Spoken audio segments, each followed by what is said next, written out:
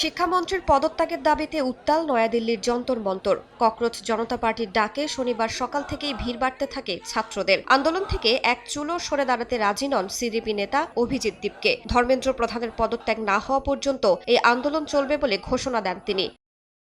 শুক্রবার সিজেপি প্রতিনিধিদের সঙ্গে বৈঠকে শনিবার দুপুর পর্যন্ত সময় চায় মোদী প্রশাসন। ককরোচ জনতা পার্টির মুখপাত্র আশুতোষ রাঙ্কা বলেন, ধর্মেন্দ্র প্রধানকে অপসারণ না করলে আলোচনায় বসার কোনো অর্থ নেই। শিক্ষামন্ত্রীর পদত্যাগের বিষয়ে সরকারের কাছ থেকে স্পষ্ট হ্যাঁ অথবা না উত্তর চান তারা।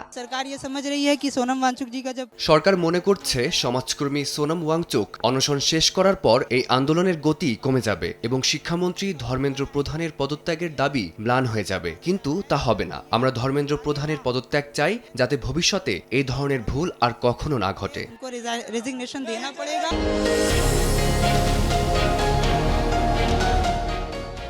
শনিবার যুব কংগ্রেস ভারতের কর্মীরাও প্রধানমন্ত্রী নরেন্দ্র মোদী, স্বরাষ্ট্রমন্ত্রী অমিত শাহ এবং শিক্ষামন্ত্রী ধর্মেন্দ্র প্রধানের প্রতীকী শেষকৃত্য পালন করে।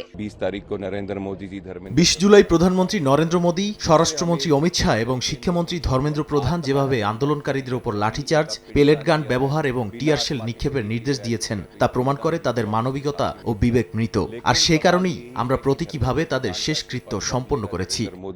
আন্দোলন চলছে মুম্বাই, হায়দ্রাবাদ, বেঙ্গালুরু, আহমেদাবাদ সহ বিভিন্ন শহরেও। এর আগে তরুণদের প্রতি কৃতজ্ঞতা জানিয়ে ভিডিও বার্তায় ভারতের প্রধানমন্ত্রী নরেন্দ্র মোদী বলেন, প্রশ্ন ফাঁসে জড়িতদের বিরুদ্ধে কঠোর শাস্তির বিধান রেখে নতুন আইন আনা হবে।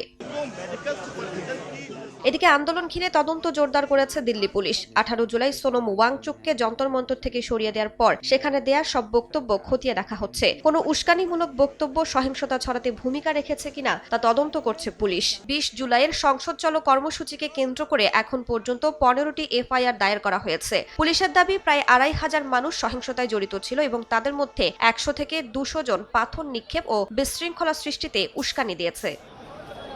রাইসা জান্নাত, সময় সংবাদ।